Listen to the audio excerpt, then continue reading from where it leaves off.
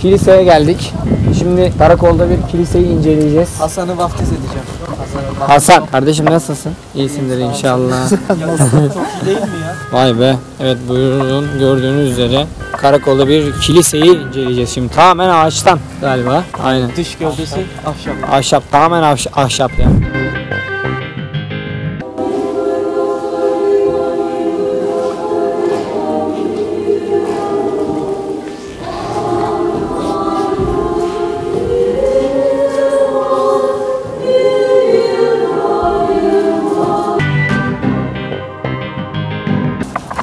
Evet arkadaşlar, şimdi karakolda bir Dungan Camisi'ne geldik. Oraya çekeceğiz. Neler var neler yok bir bakalım. İşte gururumuz burada yatıyor kardeşlerim. Şöyle çekeceğim. İbrahim Hacı Camisi. Okuyabilirsiniz. Düzenlemesi ve Aynen, çok özgür. Tadilatı Türkiye Cumhurbaşkanlığı Türk İşbirliği ve Koordinasyon Ajans tarafından gerçekleştirilmiştir 2016. İbrahim Cami. Burası Dungan Cami olarak mı geçiyor arkadaşlar? Yoksa İbrahim Cami olarak mı geçiyor? Şöyle bir mimarisini gösterelim sizlere.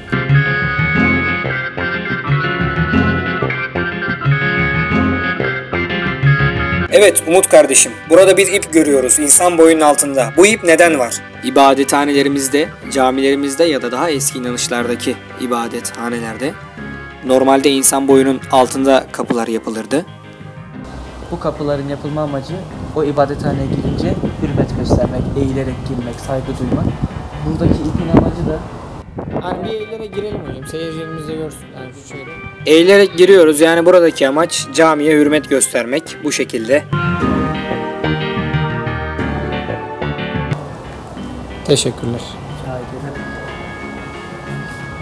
Evet arkadaşlar, bugün ikinci gündeyiz. Şu anda Aksay Kanyonu'ndayız. Bir dere kenarında geceye geçirdik. İşte bizim efsane arabamız burada duruyor. Şöyle Aksay Kanyonu'nu sizlere göstereyim. Daha da yukarı çıkacağız kardeşlerim. Gerçekten çok güzel bir yer burası. Başka bir dünyaya açılan kapı gibi. Böyle bir dere kenarı var. Şurada bir yeşillik var arkadaşlar. Görüyorsunuz.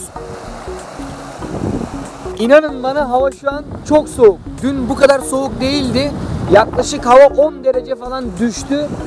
Şu anda 5-6 derece gibi bir hava var. İçimde 2 tane kazak var ama yine kesmiyor. Yine soğuk. Ve aradan açılan bir kapı daha var. nasıl konuşuyor bu soğuk dışarı? İçeri git içeri.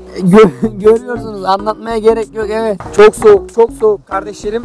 Kanka şortla olmuyor pantolon giymek. Ha, işeyeceksin sandım kanka. Yalnız ben hasta olsam pişman olmam ama geceyi burada geçirmek çok iyi fikirdi.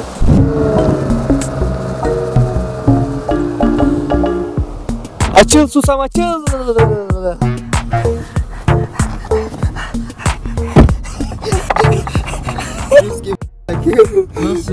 Lan yatmadan önce kameranın şarjı fulldü, soğuktan şarj gitmiş. Kırmızıya düşmüş.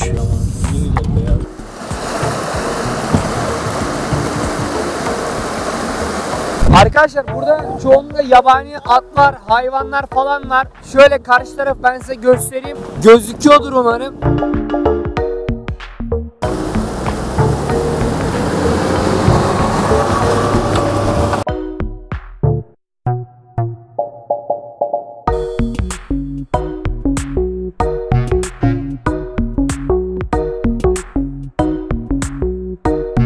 Kamyon.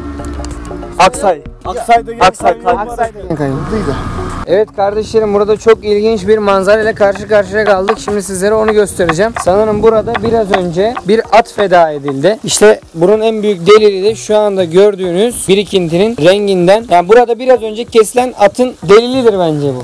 Bakın tadına. Ya kanka ben şöyle bir teori Tadına Furkan. Burada yaşayan insanlar her gün koyun kestikleri için yukarıda bir yerde kesmişlerdir. Akıntı da buraya getirmiş. Ya da burada kestiler. Bak Ben halı buraya falan var burada. Ben burayı biliyorum. 3 yaşında bir çocuk varmış çok eski zamanlarda. Burada yüzerken burada tabii görüyorsunuz böyle bayağı yüksekmiş. Yüzerken burada boğulmuş, tamam mı? Kanı hep burada kalmış. İşte o çocuğun hayaleti de Aynen. gitmiyor. Buraya yaklaşanların da enjekte olarak, virüs olarak bulaşıyormuş. Evet. Hasan kaç oradan. Kanın kaynağını bulmak için gidiyoruz kardeşlerim. Diğer tarafa geçiyoruz. Ne bitmiş?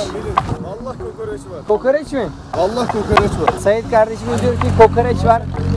Bakalım kokoreç nasıl? Evet arkadaşlar, burada Kokoreç bağırsaklar kalmış, kokoreçler kalmış burada. Büyük ihtimal attı bu. Yani attan başka bir ihtimal yok. Eşek de olabilir. Oğlum belki yine Ya aman, büyükbaş bir hayvan işte. Kardeşlerim hani böyle Orta Asya belgeselleri falan izledik ya. İşte şu an biz onu yaşıyoruz. Düzlüğü, bu ovayı görünce, bir de dağlarla etrafının çevrili olduğunu görünce işte biz buna Orta Asya diyoruz. Ve eksilmez bir şey var burada. At. İşte görüyorsunuz atlar arkadaşlar orada grup halindeler. Gerçekten mükemmel bir ova burası. İnsanın böyle koşası, oynayası geliyor burada. Değil mi? Top mu basaydık? Harbiden top falan alsaydık var ya efsane giderdi burada ha. Şu anda atlara doğru yaklaştık inşallah. Evet şu beyaz atın arkadaşlar şeytan ayrıntıda gizli, haberiniz olsun. Şeytan ayrıntıda gizli kardeşlerim ama gözükmeyebilir tabi.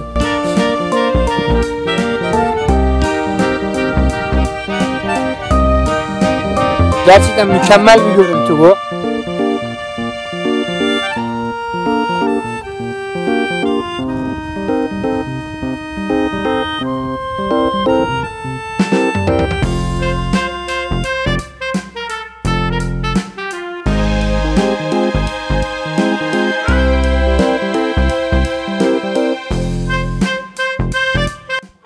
Evet kardeşlerim, şu andaki görüntüyü hemen sizlerle paylaşmak istiyorum anlık duygularımla.